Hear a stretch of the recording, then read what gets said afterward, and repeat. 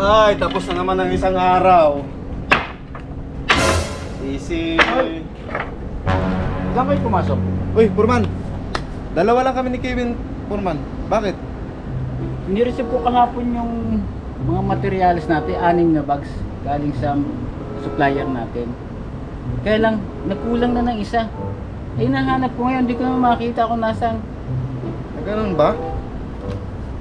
Sige, tatanungin ko si Kevin kasi dalawa lang naman kami ang nagtrabaho ngayon. Saka sabi niya iilan, ang tagal bumalik. Magtatanong-tanong na rin ako.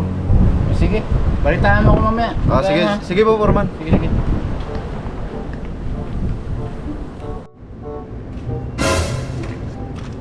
Uy, pre, kanina pa kita hinahanap. Bakit daw? Uwi na rin tayo. Tsaka si Purman, may nabanggit sa akin.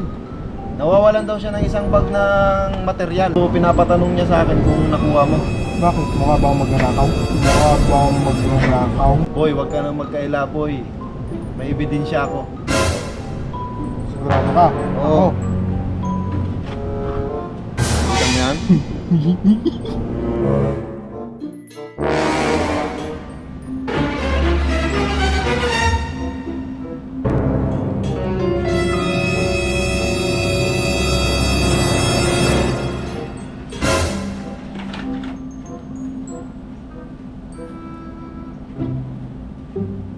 Kitang-kita ka dyan, boy.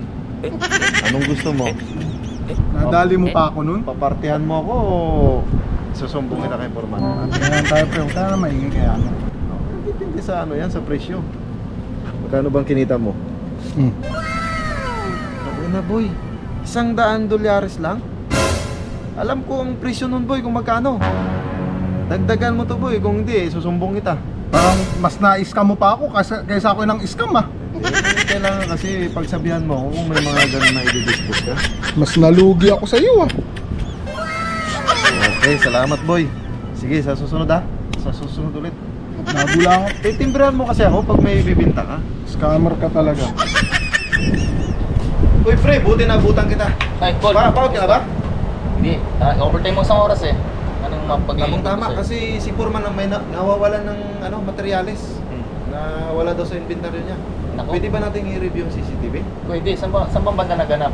Doon sa may Oo. sa may warehouse.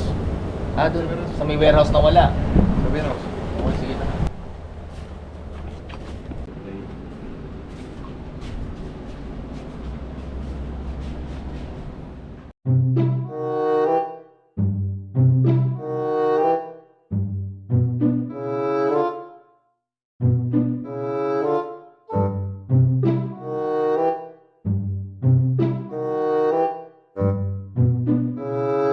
Kita mo yan?